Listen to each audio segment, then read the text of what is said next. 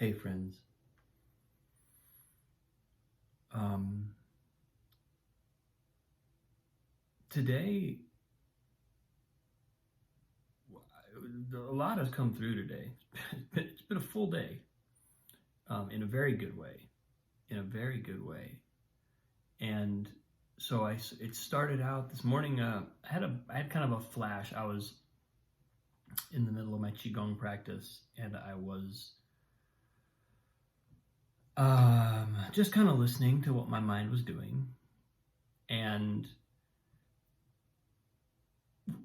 watching the movies that it was playing, and an insight popped up that I've known is there, and that I've actually experienced kind of explicitly before, but it was, I guess, just letting me know it's still alive and well. And basically,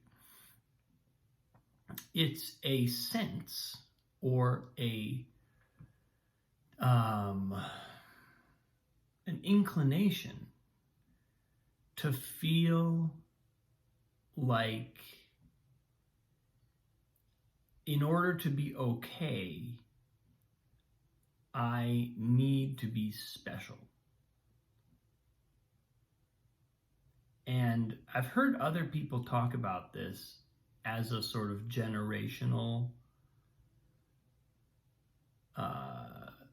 tendency in both my generation and the next generation. I'm sort of somewhere between Gen X and Gen Y. You'll find me, but for each of those two generations, there's a kind of a tendency to need to feel like we're special, or else we don't feel okay. We don't feel our value except in our specialness. And there's this great, there's a great new movie, Encanto, where the protagonist is this young girl in a town where everybody has miraculous, sort of magical powers. They have a gift. At a certain age, they go through a ritual and they receive a gift from the magic of the place where they live. And for some reason, when she went through her rite of passage, she received no gift. And so she's this ordinary person living in this place where everybody's magical, and she's wrestling with that. And then, how the story then develops into a really kind of a wonderful message about how we are more than our gift.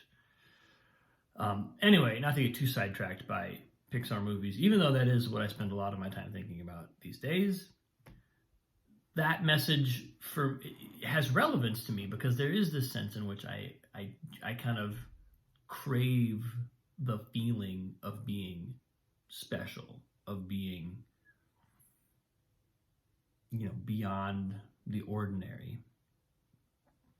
And that may be totally natural. That may not even just be a generational thing. That might just be a human thing. I don't necessarily feel like I judge it too harshly in myself, but I also think it's a reflection of something that's ultimately kind of,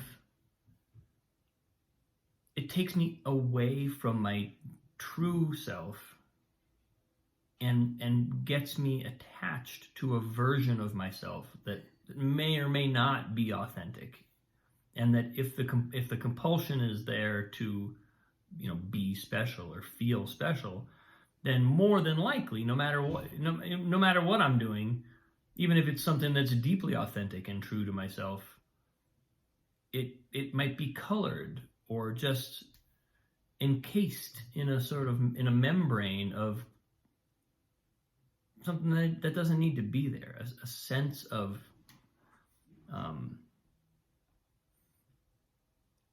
I need to be something that I'm not, basically. So that was one thing that kind of showed up this morning, and I registered it, and I thought, okay, it's something I should look at.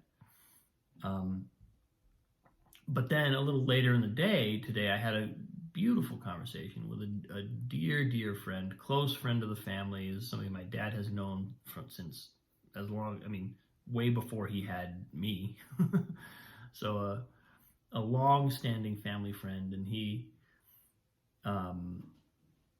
we were talking about teachers, and I was speaking a little bit about some of the amazing teachers I've had in my life, and he was actually reflecting to me that something that I have said about my teachers, which is that they seem to have, well, certain of my teachers, not all of them, but most of them have had this capacity to choose language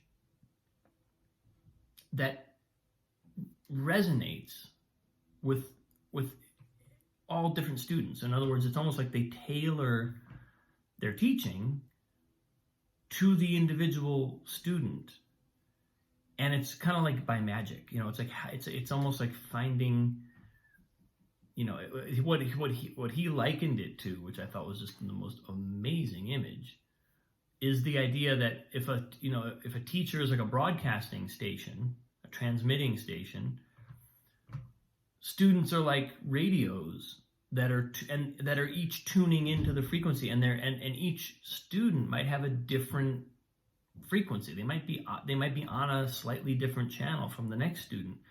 And so as a teacher, we're sort of finding how to tune in to all different people, all different students, all these different frequencies, so that we can generate a resonance. And I found that what that evoked in me was a memory, and it just flashed for me the sense that I've had sometimes when I show up to this post, for example, and I have no idea what I'm going to say, and I just start, and then it's like it is drawn out of me, whatever it is that day. It just, sometimes it's a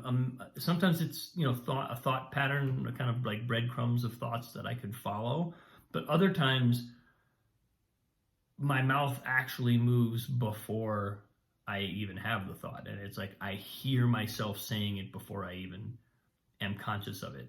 I would say that's kind of rare, but that has definitely happened. And what that signifies to me, or what that indicates, is that tuning in process it's one we can't manipulate. It's one that we can't manipulate how that happens. And we can't even really make sure that a student is going to resonate with us. All we can do is tune in and then transmit, right? And there's a sense of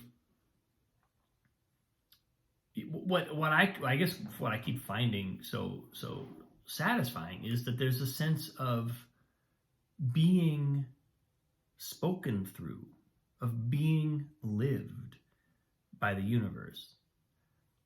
So I'm living my life, but actually on the highest level, that's not accurate. On the highest level, I am being lived by something way beyond me, because Robin, thinking I'm living my life, that's the whole illusion. That's what I, Robin, think. That's what I, Robin, I think. But part of the whole, what every mystic ever always says is that identity dissolves when we get to a certain point in our understanding and we realize we are simply being lived. There's a reason for why we're here. There is a unique and special reason why this body, this mind, had to exist in order for consciousness or source or whatever we call it to have had this experience. There's a reason for that.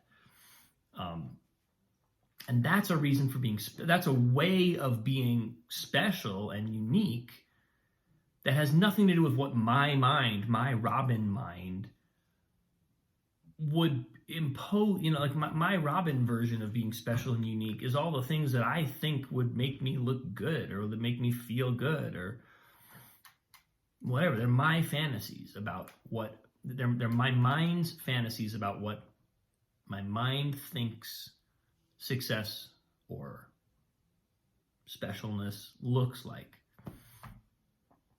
But the reason why those versions of specialness are inherently off track is because they're limited. They're limited by what I think I know. But that capacity to transmit and that capacity to be lived through by something and to thereby hook into a purpose that we can start to align with it and we can start to embrace that purpose, but we can never own that purpose. All we can ever do is be in service of it. That is a whole other kind of uniqueness. And that's a whole other level of how to be special. That's not guided by our ego's need to stand out or to be spectacular. Because we inherently are, we literally inherently are unique and amazing, and there's a reason why this little pinhole portal of body mind, the entire scope of the universe, wants to look through this little pinhole of Robin Holloway every once in a while because it thought it might see something interesting. That's a deeply profound way of being special that's not contingent upon what my ego thinks my life is about or what my ego thinks is going to make it feel good. And what I've always experienced is that if I surrender to that, if I can actually let go into that, then immediately my ego's needs are not just met, they're exceeded. My ego's needs and what my ego wants and desires from the world it's like what I receive is so far beyond that. So I don't have to worry that by giving up my little vision of specialness that I'm somehow going to lose out, that I'm not going to get enough. That's never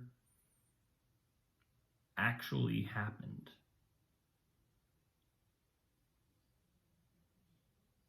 And that's a consoling thought.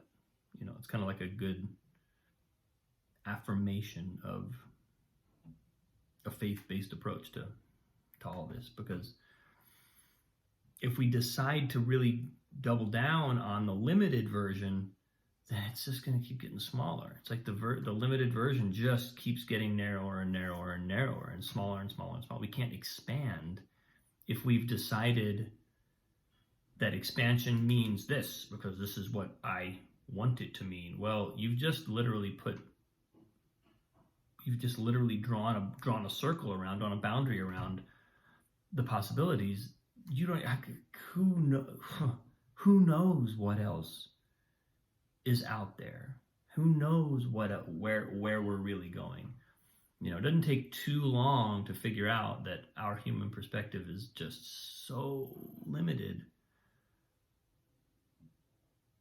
So why would we base the evolution of consciousness on that perspective?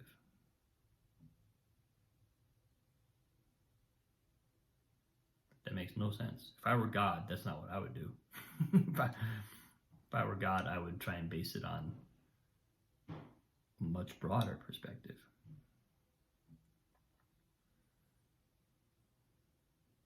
So anyway, that's what showed up today. I'm so grateful for all of you. You know, conversations like the one I had today are just so amazingly affirming and let me know